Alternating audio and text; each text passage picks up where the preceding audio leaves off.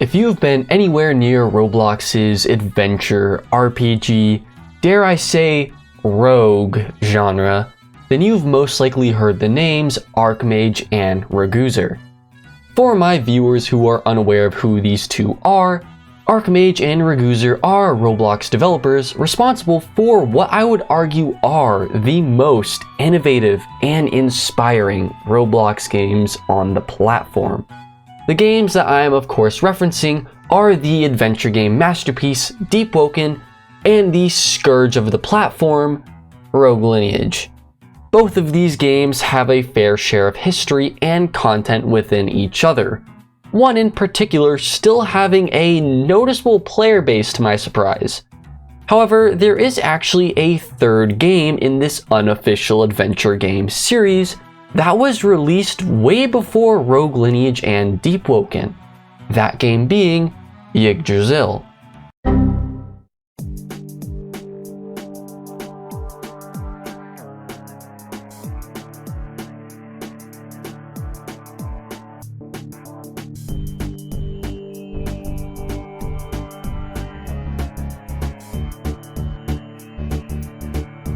That game being Tales from the Valley. Now, I'm sure most of you have at least heard of Tales from the Valley, either from Rogue Lineage or from the 2019 Egg Hunt, which, yes, this game was a part of the Scrambled in Time Egg Hunt for some reason. Anyway, to give a quick rundown of what this video will be about, I'm going to be going into everything I know about Tales from the Valley, going into gameplay aspects like the combat and magic system, the game's aesthetic and map design, and the most important aspect of Tales from the Valley, its community. So, with our intro out of the way, I'm Kylo Cooper, and let's talk about Tales from the Valley. Also, I am almost at 3,000 subscribers, troopers, so please help me reach that goal. Thank you.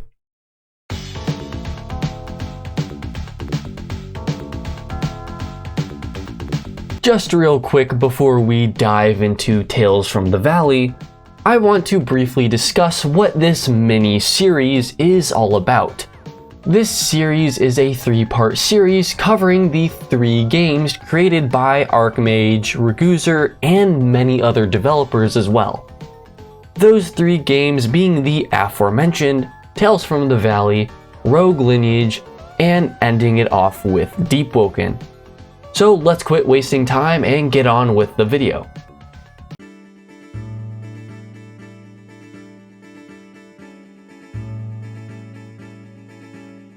What is Tales from the Valley? Tales from the Valley is what I would consider a pseudo-adventure game.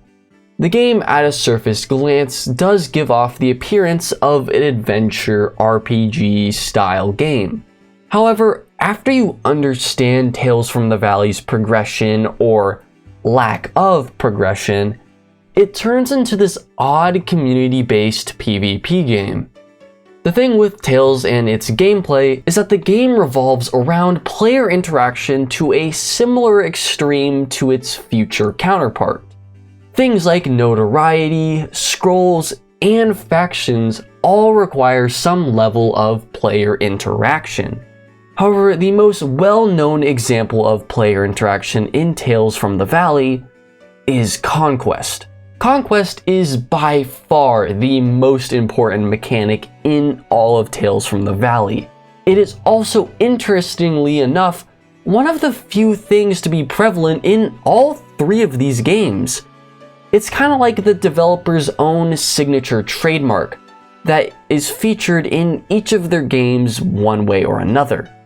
But before we get into Conquest and the game's other mechanics, I would like to briefly talk about Tales from the Valley's map design. Because whether it was intentional or not, Tales from the Valley has to be one of the best looking Roblox games I have ever played.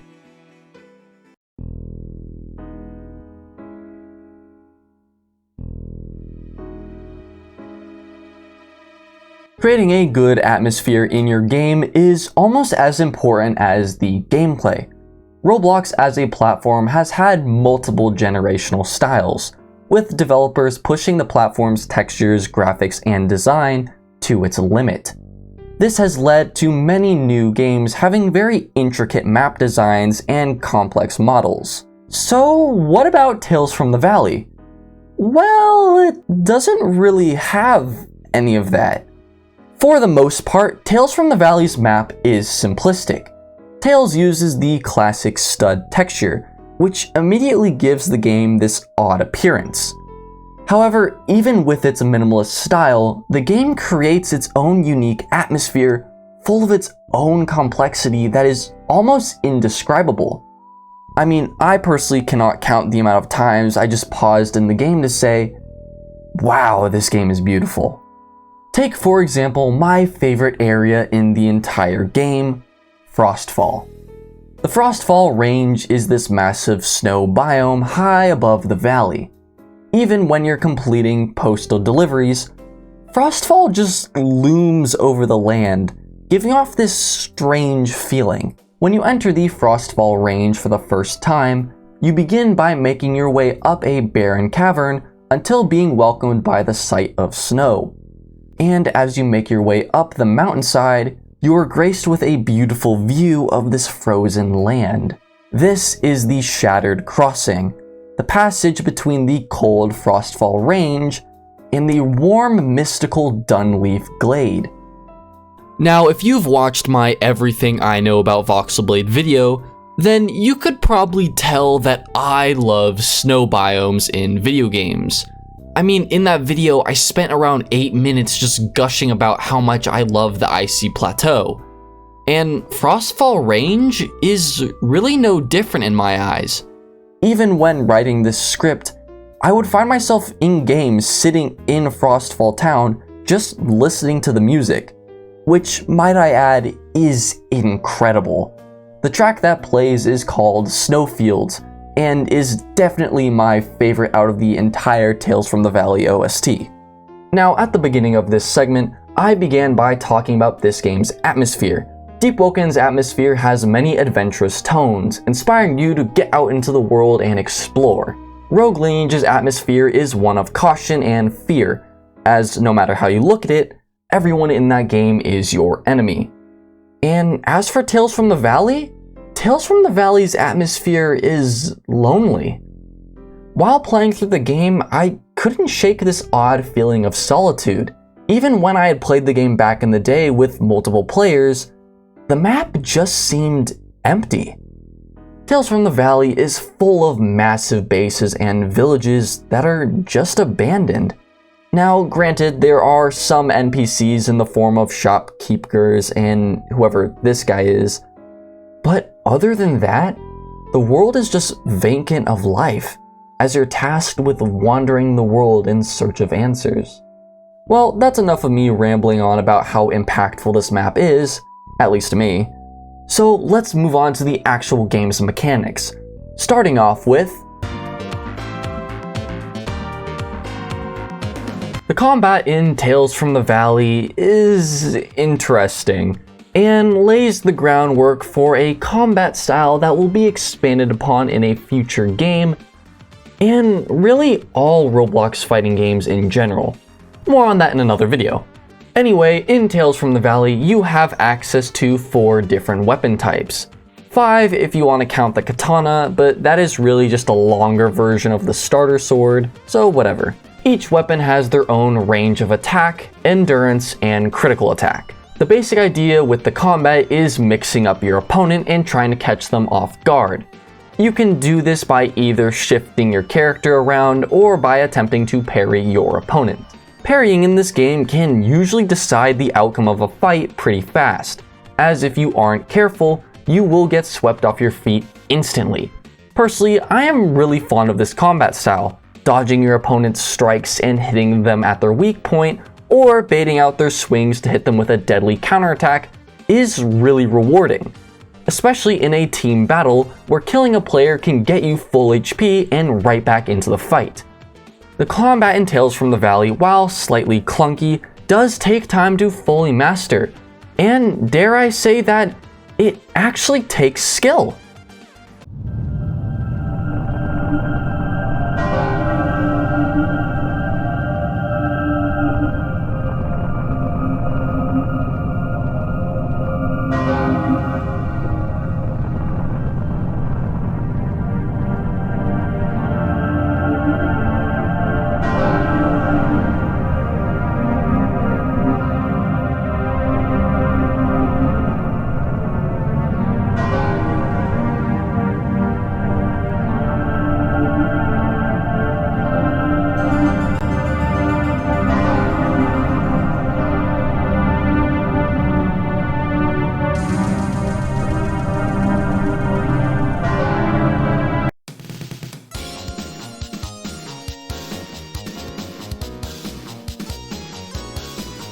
Tales from the Valley has two types of magic, world spells and scrolls. They both use the same casting system, which in itself is really unique. To cast spells, you use this magic note sheet, in which you use your mouse to create these small patterns, which in turn cast spells. I have always been a huge fan of this casting system, and it's probably one of the game's most defining traits alongside its unique design. World spells are the first form of magic, being found throughout the valley in the form of these little sketches engraved in the map's walls. The world spells themselves serve as different utilities that the player has access to help them in certain situations. The world spells, while generic, are much more balanced compared to their much more overpowered counterpart.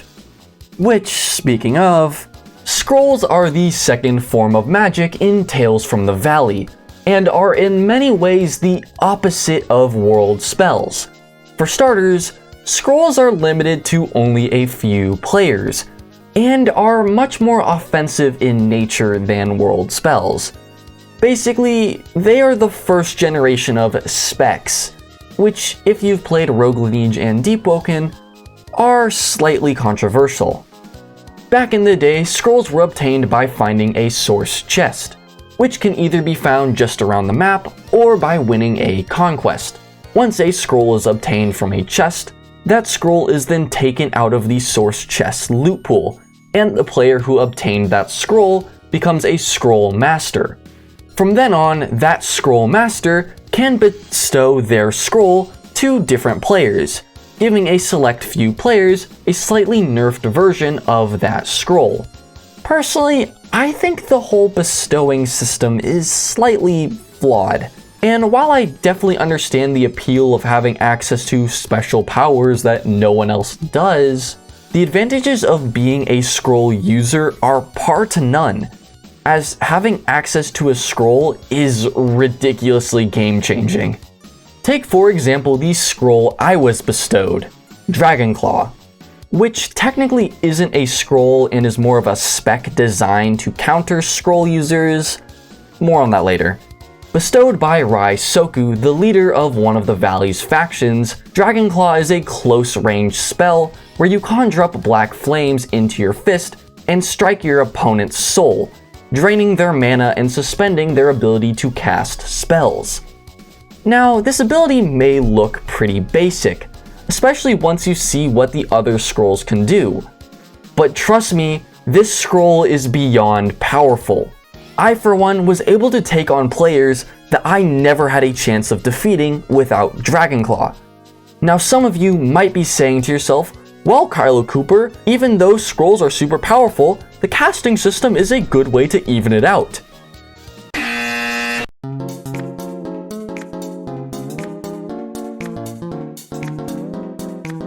Brands are a mechanic that takes Tales from the Valley's unique casting system and beats it on the top of the head with a metal baseball bat.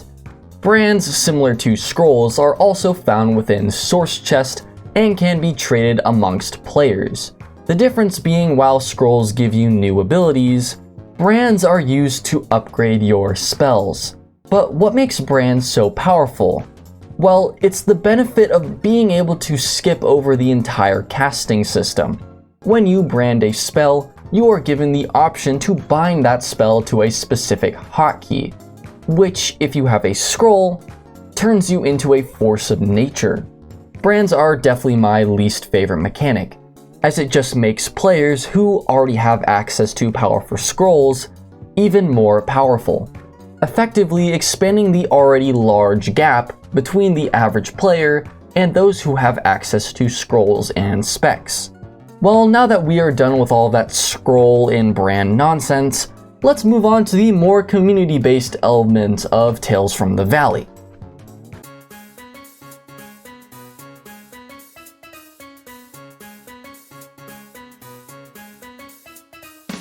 The factions of the Valley all have their own motives, uniforms, some even having their own scrolls that are specifically designed for them, like the aforementioned Dragonclaw. However, for the sake of simplicity, you can group each of the different factions into 3 separate categories. Public factions, which are accessible to all players and are more cosmetic if anything. Quest factions, which have access to different passives which help them complete their own specific quests, and Conquest factions, which, as the name implies, have the ability to participate in Conquest. And before we get into the intricacies of the factions themselves, I should talk about why they are so important to Tales from the Valley, and how without them, I wouldn't even consider Tales from the Valley a game.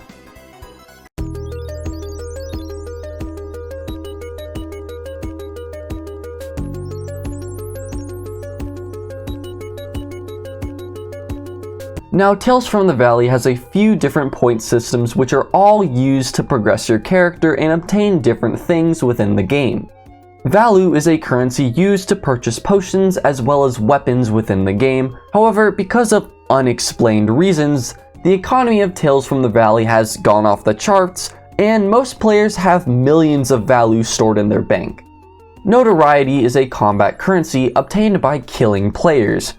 This currency is a little weird, but basically, if you are a player with 0 notoriety and kill another player with 0 notoriety or a lot of notoriety, you will gain 1 notoriety. From then on, you must kill players with 1 notoriety or higher in order to gain more notoriety. However, if you die, then you will lose your notoriety. Notoriety can be used for a few things like upgrading your weapon or using BIME as well, which is a whole other topic I can talk about later. And the last and most difficult currency to obtain is Insight. There are a few ways you can obtain Insight, like completing faction quests or when you first discover world spells, but the best way to obtain Insight is from Conquest.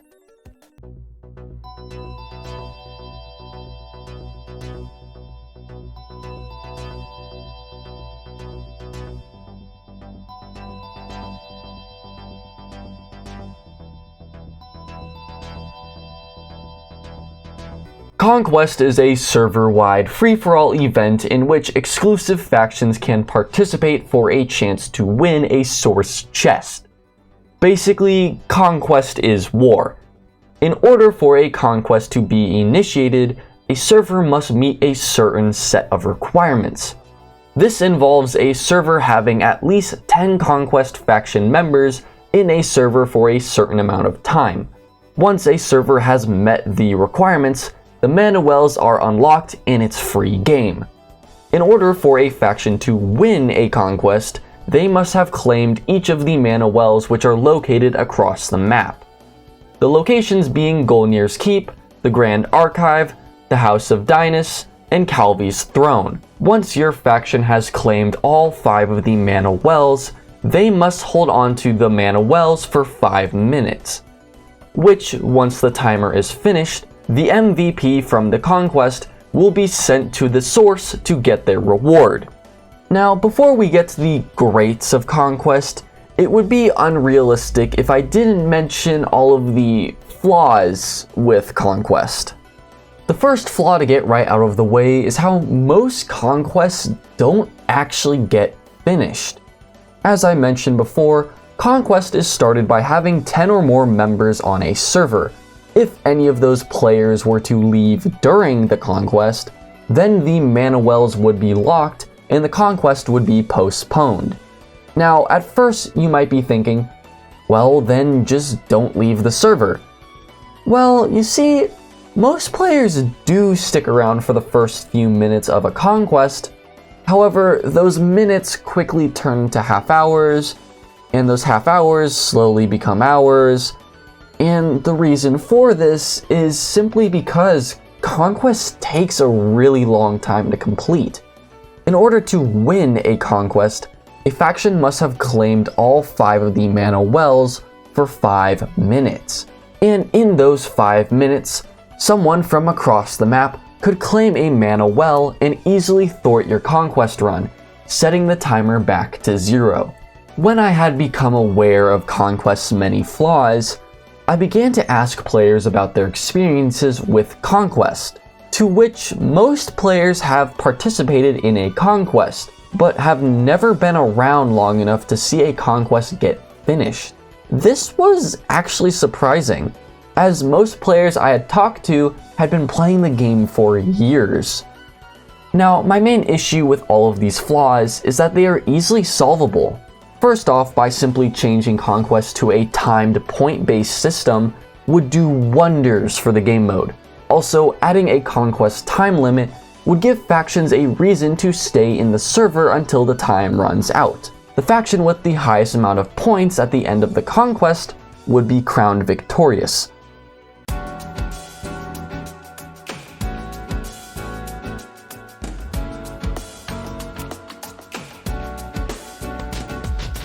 Aside from the flaws I just mentioned, Conquest is fun. Really fun. Conquest as a concept benefits from what Tales from the Valley is centered around: its community. For starters, Conquest is a team-based event. If you want a chance of winning, you're going to need to work with your faction. The mana wells you need to claim are pretty distant from each other, so you and your faction are going to need to cover as much ground as possible and as fast as possible.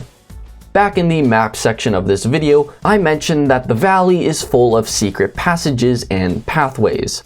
Most places have at least 2 to 3 alternative pathways you can take to reach your destination. This is where you need to cooperate with your faction, or even an ally from another faction to make traversal easier. However, if you really want to get around the map quickly, find a member in your faction who has a mobility scroll, as those scrolls can make what is traditionally a 2-minute walk into something that could take less than 30 seconds.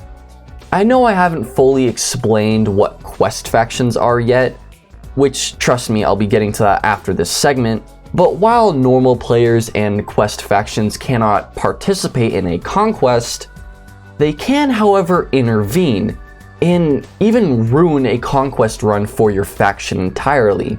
So, becoming allies with a quest faction is usually in your best interest, especially with a certain faction in particular. Other than that, conquest is really something you need to experience for yourself. I, for one, had a lot of fun during my first conquest. Battling to defend the mana wells from the opposing teams is pretty thrilling, as you and your teammate can come up with strategies to better counteract your foes. So now with that long conquest section out of the way, let's loop back to what we started this segment on.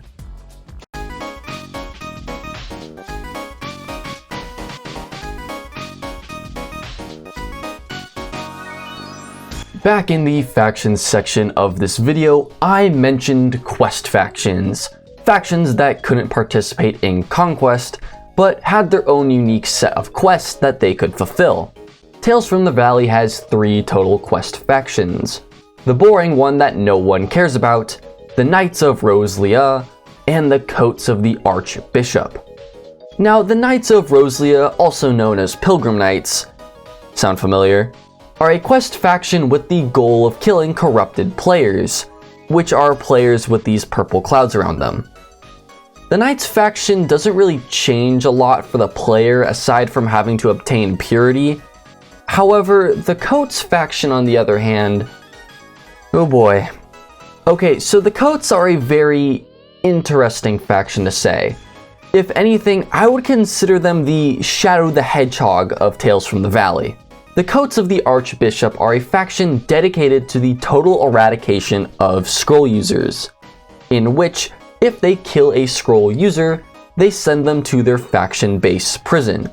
The only disadvantage this faction has against others is that they cannot use scrolls, which I would say is fine until we go back to something I talked about earlier, Dragonclaw. The spec that counters all specs is the only scroll that Coats members could actually use. Makes sense.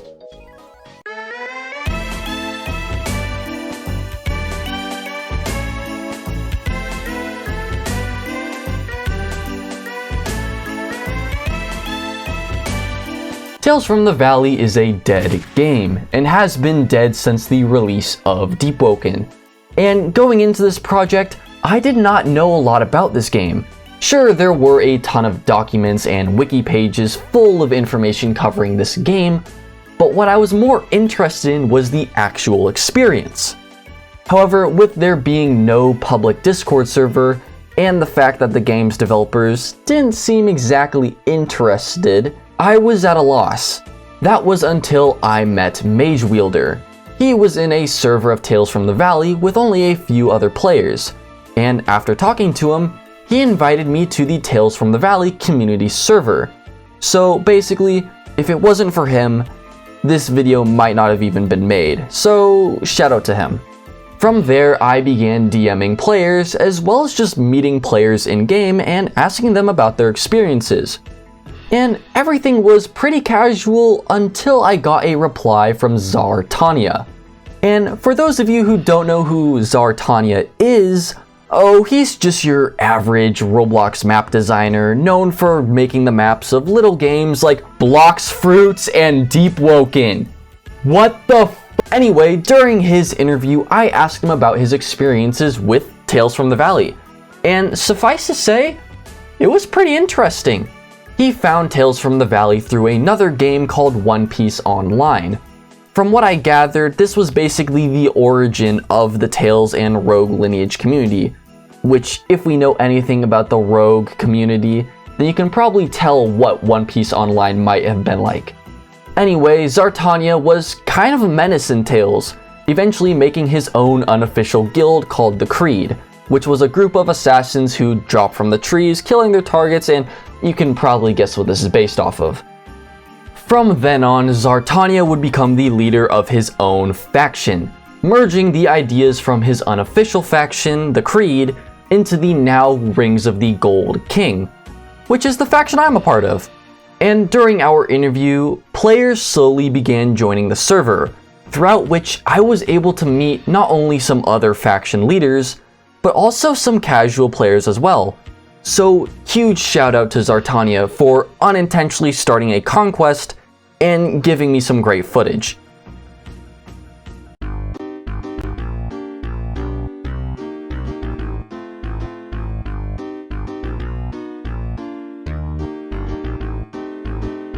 Tales from the Valley is really a one-of-a-kind experience, somehow being over 8 years old and still having a dedicated fanbase of both new and old generation players.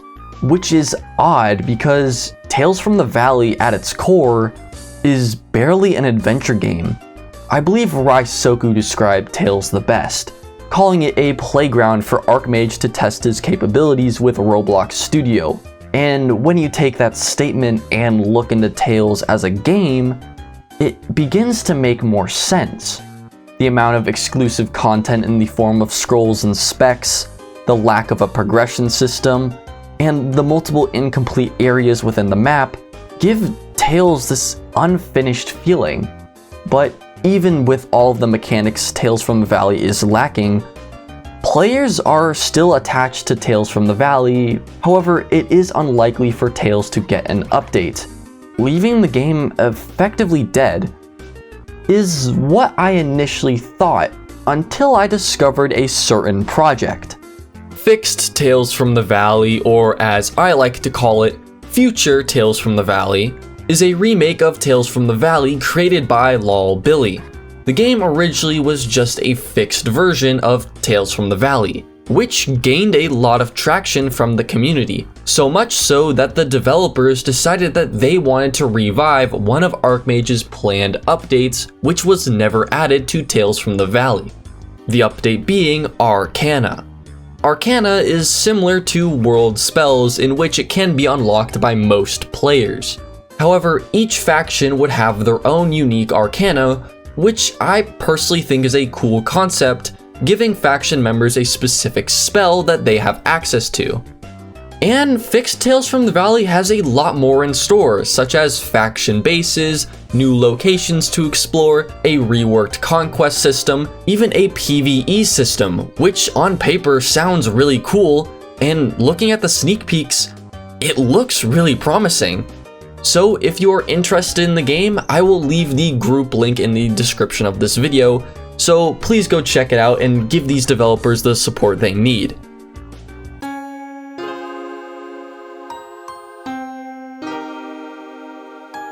So what do I think of Tales from the Valley? Well, conceptually, Tales from the Valley has a lot of fun ideas, but are just executed poorly. However, the fanbase has recognized those issues and are taking what is left behind and doing something great with it, which is a trend I am in full support of.